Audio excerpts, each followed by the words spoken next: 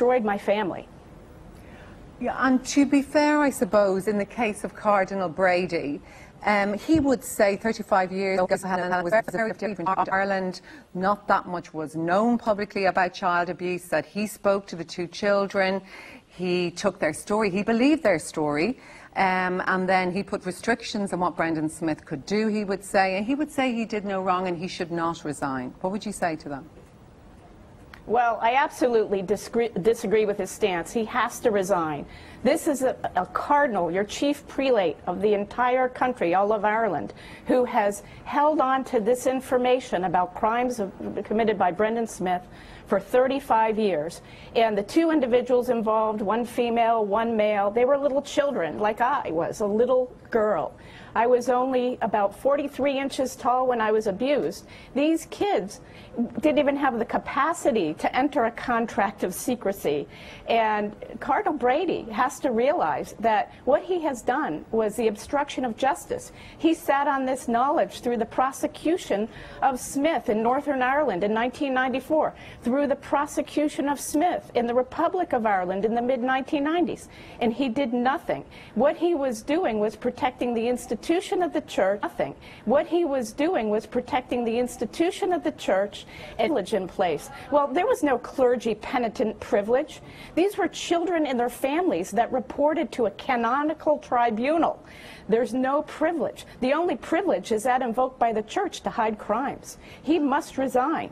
The people of Ireland should insist on that.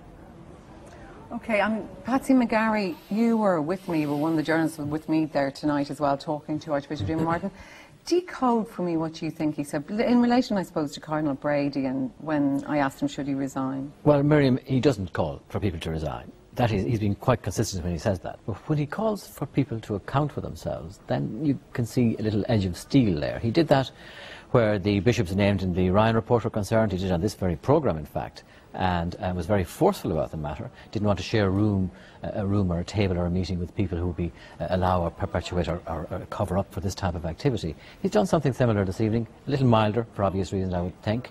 What I thought, though, was most interesting about what he said was about the truth has to come out. He emphasised that, if you might recall, a number of times during the interviews.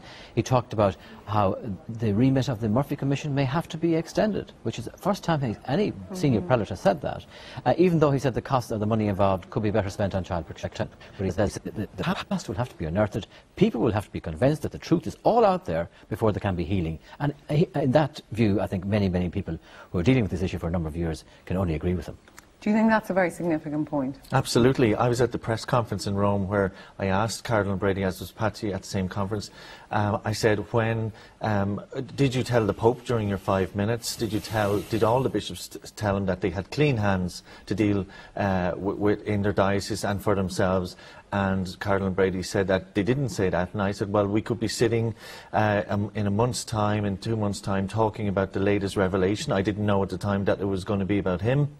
And unfortunately, here we are again talking about abuse, and I think Irish Catholics especially are completely distraught and bewildered by this. I suppose you can't divorce, though, what we just heard there from Helen, who was a victim of Brendan Smith, when she so desperately wants Cardinal Brady to resign. Do you think there's any chance he would consider his position? I think he is considering his position, but in 2002 there was a similar storm over Cardinal Connell to resign. In fact, Father Paddy McCafferty at the time, you might remember, a priest who was abused, called for him to resign. And in fact, Colin O'Gorman at the time said that resignations don't solve everything. I think this has moved on beyond heads. Since November, since the Murphy report came out, we've been talking about heads on plates. We still haven't heard about the two auxiliary bishops, if their resignations are going to be accepted. We could possibly be talking about a pope resigning. Where is it all going to end? And I think, is the church ever, are the people in the church ever going to be allowed to move beyond their bewilderment? But it was interesting, I thought, listening to Pat Rogers there, Father Pat Rogers in Una Smith's report. He spoke about vengeance, and maybe that wouldn't, in the end, benefit the victims. Do you think a lot of people within the church do feel like that, genuinely feel like that? Miriam, I thought that was an outrageous thing for him to say. I mean, other people have hinted at this as well, and it really upsets victims who have been upset and abused enough by church figures, without him adding to it. People want the truth. It's as simple as that, and not just survivors of abuse. And Archbishop Martin is absolutely right. There'll be no peace in the church or outside of it, until the full truth is out there. Now, he can call it vengeance or whatever, but that is not what's motivating people. They want the truth, and then they can move on. Some comments here in Washington concerning... That's just something cutting across us. Helen, if you can still hear me, can you hear me, Helen? No, Helen's gone, actually. Yeah, I thought you didn't think that vengeance was unusual to hear that said. Absolutely. It was kind of hinted at before by Bishop Drennan. I think what you're hearing really is clerics as part of an institution who are completely out of touch with this. And I think that's where Father Brady, as he was in 1975, and his bishop, and the abbot of the Norbertines, who wrote a letter to UTV in 1994 and outlining the mistakes that he made again and again. Before Father Brady met Father Brendan Smith.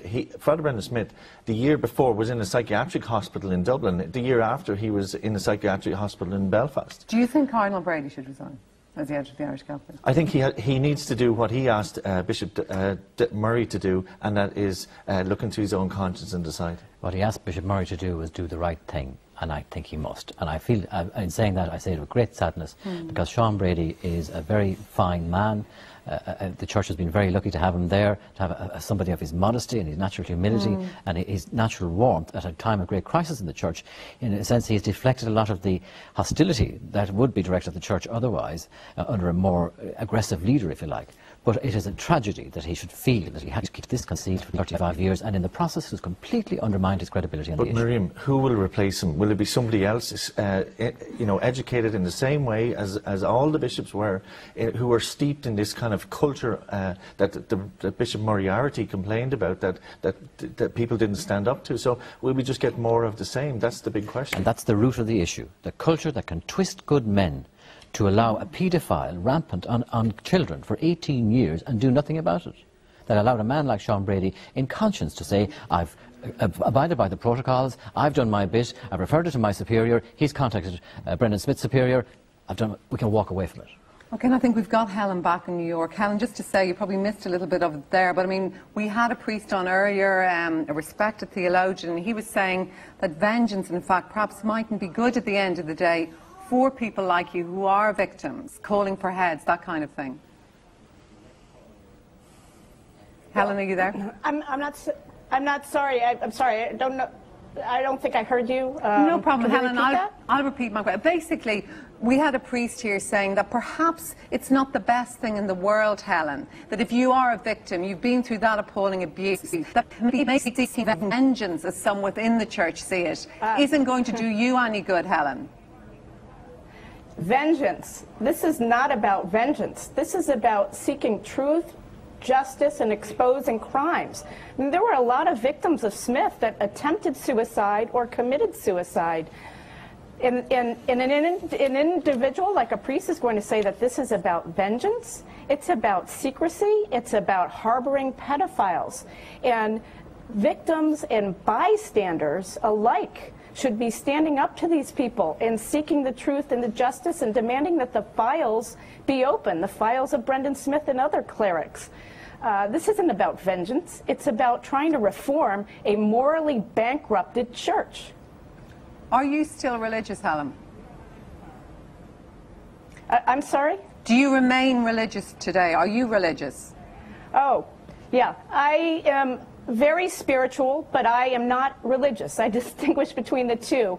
I don't adhere to the practice of the Catholic faith as a religious institution. I don't believe in the institution. I've lost faith in it. It is, as I said, morally bankrupt. I'm a spiritual person. I believe in God, and I don't believe that I need a middleman for my connection with God or to communicate with God, or a middleman to give me the Word of God and to abuse me. So I no longer go to church. I can't go to church. I'm triggered by going to church, and I pray on my own.